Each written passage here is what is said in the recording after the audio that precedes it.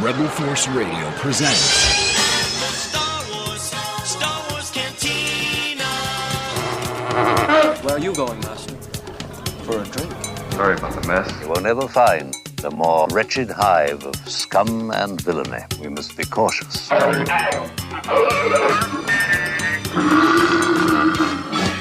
I'm curious to know a little bit more about the Peter Mayhew Foundation. We actually, if you don't mind, let's get Peter and Angie on the line. Cool. They're down there in Texas. That's where the Mayhewses live. Mayhewses. Mayhewses. And Peter always has the long lines at Star Wars celebrations. Always. I think we got it. Well, hey, you. There they are. Hi, is this Angie? It is Angie. Okay, hang on. Let me grab the Wookiee. Grab the Wookiee. It's not like a cookie. It's a Wookiee.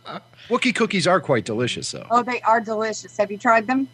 Yeah, except I keep getting little hairs in my mouth when I eat it. Oh, look. Hello. Peter Mayhew, Chewbacca the Wookiee. This is legitimate Star Wars royalty gracing our presence here, ladies and gentlemen. No doubt. Thank you. He likes to hear that. I like to butter you up before you rip my arms out of my sockets. That is possible even over Skype. Oh, yes. Wookiees can reach very far, very far. Well, Peter and Angie, welcome. We appreciate you joining us. You have to forgive me. I am not familiar with the Peter Mayhew Foundation. What is it, and what are you doing with the organization? Okay, I think that might be why I'm here. I think so. I'm going to take this one. Yeah. Over the years, we've been doing a lot of charity work, and we've always done it on our own. And we work with the Make-A-Wish kids, Wounded Warriors. We've done children's hospitals. We got a float donated. We've done some after-school book reading programs. We had a friend of ours that told us that we needed to write Peter's story down and write a book, which we did. And we featured Albin Johnson's daughter, who is our fearless leader and founder of the 501st Legion, in our book, My Favorite Giant. Yeah. And we also have Peter's story that was written called Growing Up Giant. And all of these things led to realizing that we have a lot of needs in the Star Wars community. And we gone in and financed families that were Make-A-Wish families going to Disney, different things. And we realized that maybe we could do this on a nonprofit basis and let the Star Wars community have this as an outreach for members of the Star Wars community that are hurting. You probably know about our little Princess Leia out in Los Angeles. Mm-hmm. Yes. And her needs are unfortunately ongoing. And we've done some fundraising and so forth. And we thought, well, let's go ahead and fill out the paperwork and see if we can get a nonprofit. And I believe Jeff was actually in the room from the Vast Alpha event when we got the paperwork being approved on the first submission. And wow. And we were very excited about it. And we were like, wow, okay. It's official. We have a nonprofit. What can we do with this? Right. And since we are in and of the Star Wars community, have been, and I suppose will be, we're growing old in front of your eyes. Aren't we all? Yeah, aren't we all? For Star Wars fans who are interested in learning more about the Peter Mayhew Foundation, do you have a website they can go to? We do. Definitely. PeterMayhewFoundation.org, or you can get there from our website is Chewbacca.com, and there's a click through to the nonprofit right there, and you can also follow us on Twitter at the Wookiee Roars. With 2 E's. That's 2 E's, 2 E's. Hey, Peter, fill Rebel Force Radio listeners in on the reading programs you do for at-risk kids. Well, it's one of those things that we figured that you hear about all these groups that are looking after some of the gifted kids, But it's the ordinary kids that we go and see, and we'll take the books and we'll read the whole story so that even the most deprived kids know what is going on. And it's a little bit more background to the Star Wars dynasty than what you would get in a normal fan book or even on the DVD. So, we are literally reading to kids from 5 upwards. So, and we get a very good reception, don't we? We do. And also we see to it that the kids go away with an autographed picture and an opportunity to take pictures with Peter and so forth. That's one of the things, we'd like to be able to give every single one of those kids a copy of the book to take home, but they're expensive and we need some help. Yep. That's another one of the things. We've not done any of those things at this point. We funded and financed everything that we do ourselves. So we might see a sponsor a book program at some point where someone possibly. could. Possible. Hey, it could happen. Great. Don't count us out. We're still in it, guys. And so really what this does is this kind of organizes what you've been doing for a number of years already, but this makes it official. This gives folks an official organization to appeal to. And are you acting as sort of a clearinghouse for a lot of the needs out in the Star Wars community? Exactly right. Yes. That's exactly right. As a matter of fact, if someone needs to, if they want to specify a donation for a particular project, we can do that as well, I think. Oh, that's great. And Peter, of course, you have a history with that hospital environment because when you were first cast in Star Wars, you were working as a hospital porter. And when the that's right. And when the shooting would wrap up, you would go from a life under the lights and in front of a camera back to the regular life of a normal hospital employee. Was that really difficult for you to make such a transition? Not really, because I was at that age. I thought I was extremely lucky to have both sides of the coin. That I could be an icon or a semi-icon, and then at the end of the shoot, go back amongst my colleagues and be myself until hopefully the next movie came along. So it was one of those, will it happen or won't it happen? And fortunately, we knew that we had a good idea that it was going to happen, and we just waited. And most of the people were curious, and yet they didn't like to ask the questions. I think I had more inquiries from patients than staff that what I was doing. We haven't seen you in a long time, and then you have to explain why and what you were doing. It's both sides, and I think Mark was in Japan, and he quoted, "In Celebration in Japan, I am a superstar. When I'm at home in LA, I still have to take out the garbage." If you take that as your moral thing, everybody has things to do and is capable of doing both things alternately. One thing leads to another. It was always a great thing to be able to go back and be amongst your friends and enjoy not only that, but to enjoy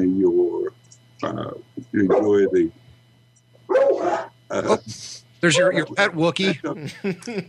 You actually have a pet Wookiee. Most people don't realize that. Well, it's a 4-legged pet Wookiee, so we're the rare 4-legged Wookiee. But yeah, that hospital environment.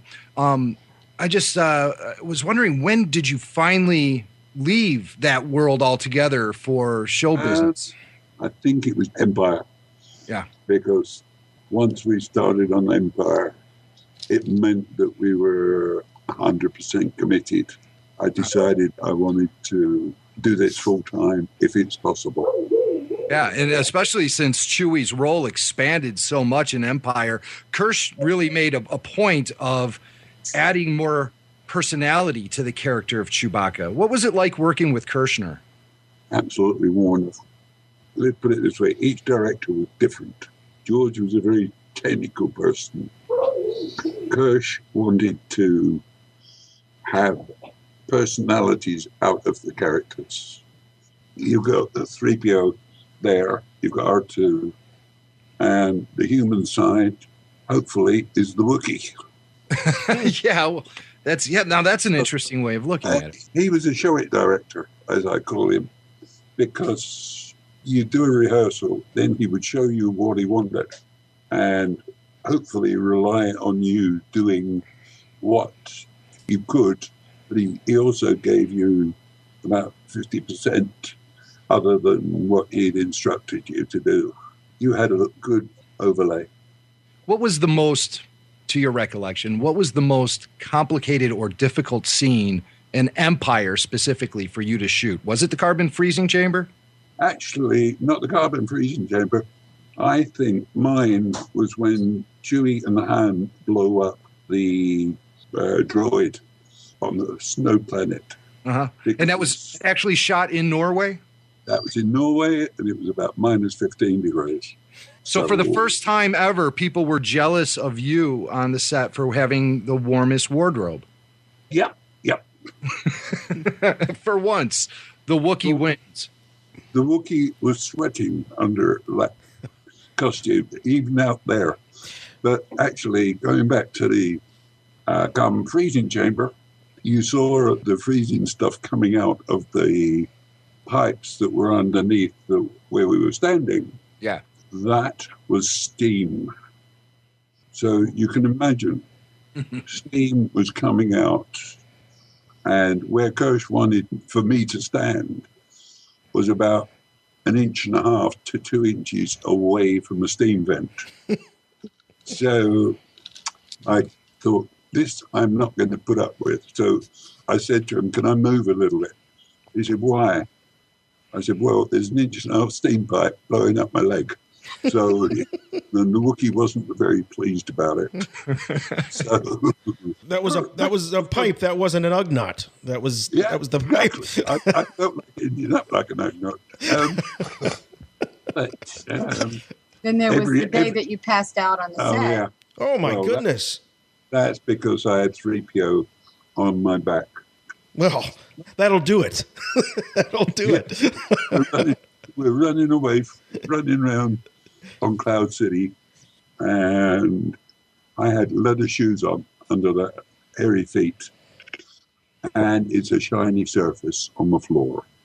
So you can imagine, you've got about 40 pounds of 3PO on your back, and you're swinging it around almost U-turns, and suddenly everything goes black.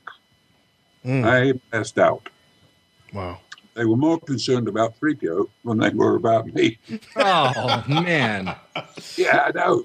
Peter, I've always wanted to ask you, I remember hearing an interview with Roddy McDowall. He was talking about Planet of the Apes, and he was saying how it took him a while to get adjusted to the costume because he had to exaggerate everything, his facial expressions, his movements, to get it to kind of translate or go through the costume. Did you have any issues adjusting to how big your gestures and movements and whatnot had to be to get it to come through in the performance? Not when you consider the size of Chewie. You've got Carrie at 5'2", Mark at about 5'6", Harrison at 6'1", so they're all relatively small. And my character was 7 foot plus, at least, almost 8 feet. So he didn't have to do that much creative movement.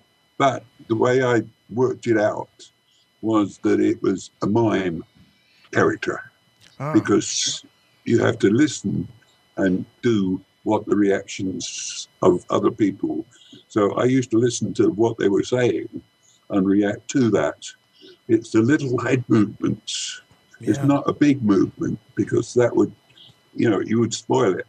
Sure. Whereas if it's just a little movement, it works.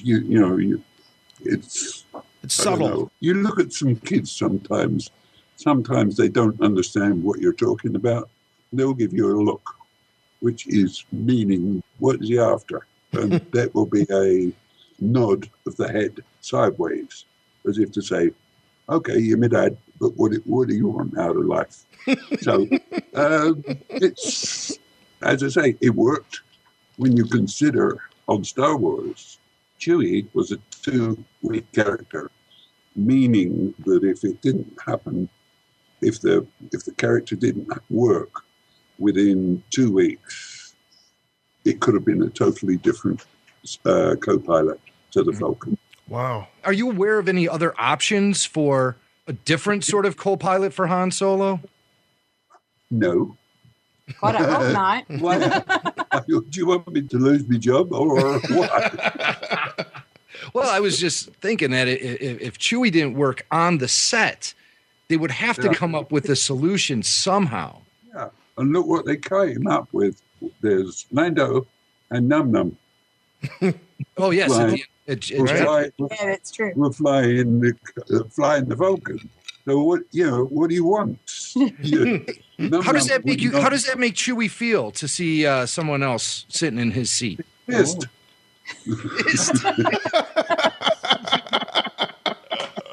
And I'll pull his arm too next time I see him. Amazing. Hey, Peter, are you familiar or do you know about the proposed film about your early Star Wars experiences called Chewie? It's a fictional script that's been floating around Hollywood. No. The Sorry. answer is yes, we do know about it. I'm not sure what we're allowed to tell you about it. We know it exists. Okay. And that's it.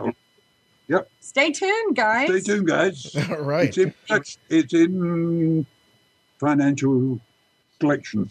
It's been there's money being fought for it, and production. I don't know when they'll start it or what, but the actual script exists. Have you ever thought of someone playing you, Peter? That'd be interested. When we saw the script, we damn sure did. I'll bet. don't know Those that. are big shoes to fill.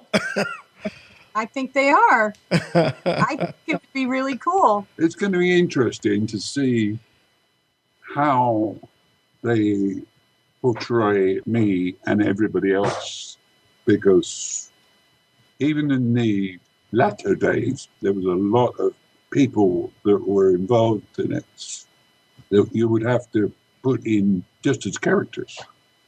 You've got all the major characters. Then there are other characters that would have to come in and play other parts. True. So not only would they have to cast a Peter Mayhew, they'd have to cast a Mark Hamill lookalike, a Harrison Ford, a Carrie Fisher. That sounds interesting, doesn't it? So who's your first pick? Brad Pitt? Oh, no. You're not going there. That's naughty. Yeah, it is. Well, I would be first in line for that movie. So if my vote counts for anything, put me down for a ticket or two. So Celebration 6 coming up in August. You both are going to be there. We're actually really excited about this celebration. We really are. I think it's just going to be the best one they've ever had. I really do. I hear that a certain fearless leader is going to come along, not known when or how, but to get shot at. So watch the Alvin Johnson's coming. He's going to do Shoot a Trooper. And we just got off the phone, and Daniel Logan is going to be at Shoot a Trooper as well for a certain length of time. So. Well, put me down for that one, too. In addition to the ticket to your movie, Peter, I want to take a pot shot at Daniel Logan. So He's going to be tough to shoot. He never stops moving. He doesn't, does he? You better get behind me. You have other shots. That's really good news. That's great news. So we want as many layers as possible. That's right. So Who's this all of you layer? slave layers, you need to get out there and volunteer for Shoot a Trooper. Yeah. Well, I'm sure there's a lot of slave Leias out there that would like to take a few shots at Daniel Logan themselves, There probably. you go. I was going to say, you put the girls together, don't you? That's awesome. And of course, you guys will be in Chicago for Wizard World in a couple weeks. We We will. will. I'll be sure to stop by and say hi, and we'll be seeing you at Celebration, of course. Yeah. Yep. Peter and Angie Mayhew, thank you both so much for being here. You are fan favorites, and you're our favorite Wookiee, the only Wookiee as far as we're concerned. And if you'd like more information about Peter and Angie's foundation, you can go to petermayhewfoundation.org and also at chewbacca.com. Thanks, guys, so much. You bet. Take care. Thank you. Bye-bye. Guess who just got 4 tickets to the Origins of Chewbacca Star Wars exhibit? Is the original Chewbacca going to be there? Peter Mayhew in the fur. What a Wookiee! Chewbacca.